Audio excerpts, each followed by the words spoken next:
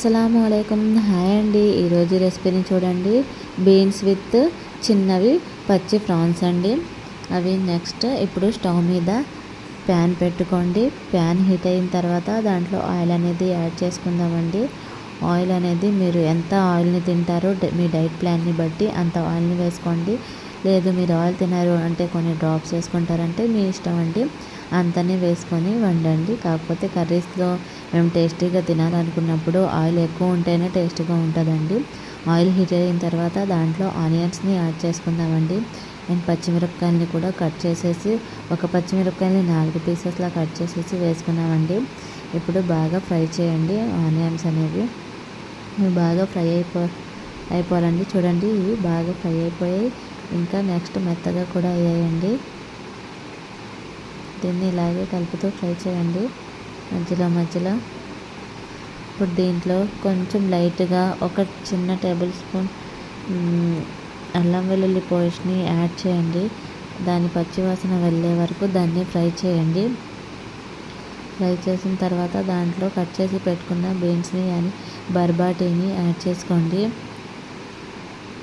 బర్బాటీ add చేసిన తర్వాత చూడండి ఎలా పీసెస్గా కట్ చేసుకున్నానో దాన్ని చిన్నగా కట్ చేసుకున్న తర్వాత దాంట్లో ప్యాన్లో వేసినాం. తర్వాత కొంచెం పసుపు అండి, 1/2 టేబుల్ స్పూన్ కొంచెం సాల్ట్ అనేది వేయండి. త్వరగా మగ్గుతాయండి. ఏ వెజిటేబుల్ అయినా ఇలాగే ఫ్రై చేయండి. చూపించిన విధంగా రెసిపీ అనేది ఫాలో అయితే చాలా టేస్టీగా ఉంటుంది. ఇప్పుడు దీంట్లోనే ప్రాన్స్ని వేసేయండి. కొన్ని చాలా అండి, ఒక చిన్న బౌల్ అండి అంతే. అది వేసేసి దాన్ని కూడా మొత్తం కలిపేసి ఫ్రై చేయండి.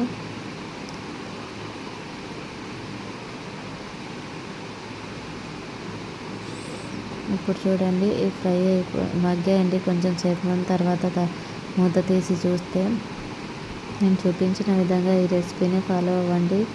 చూడండి ప్రాన్స్ కూడా గట్టిగా అయిపోయాయండి. ఇందాక ఎలా ఉన్నాయి ఇప్పుడు ఏం చూడండి. ఇప్పుడు దాంట్లోనే కొంచెం కారం వేసుకోండి, ఒక 2 టేబుల్ స్పూన్ల వరకు. ఇప్పుడు మీరు వెజ్ ఇలా తినలేకపోతే దాంట్లో నాన్ వెజ్ కావాలంటే కొంచెం ఏ ప్రాన్స్ అనే కాదు ఏదైనా కొంచెం వేసుకొని కలుపుకొని వెజ్ వండుకుంటే చాలా టేస్ట్గా వస్తుందండి. చూడండి ఇప్పుడు దీంట్లో కొంచెం వాటర్ అనేది యాడ్ చేసుకుందాం. వాటర్ అనేది యాడ్ చేయడం వల్ల దాంట్లో గ్రేవీ అనేది వస్తుంది. నెక్స్ట్ అవి ఇంకా బాగా మగ్గుతాయి. దాంట్లో కొంచెం గరం మసాలా 1/2 టేబుల్ స్పూన్ వేసుకుందాం. లైట్గా చిటికెడు వేసుకుంటే సరిపోద్ది. తర్వాత దాని మీద కొత్తిమీర వేయండి. మొత్తం మిక్స్ చేయండి.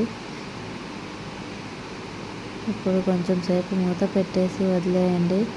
తర్వాత కొంచెం సేపటి తర్వాత చూడండి ఎంత బాగా ఉడుకుతుందో. నెక్స్ట్ దీంట్లో ఆయిల్ అనేది కూడా ఫామ్ అయిందండి సైడ్లకి. మీకు కనిపిస్తుందని అనుకుంటున్నా. చూడండి ఎలా ఉందో. బాగా ఎంతో టేస్టీకరమైన రెసిపీ అండి. ఈ బీన్స్లోనే మీరు మటన్ వేసుకోవచ్చు, ఎండు చేపలు, ఎండు ప్రాన్స్ ఏమైనా వేసుకోవచ్చండి. చికెన్ కూడా వేసుకో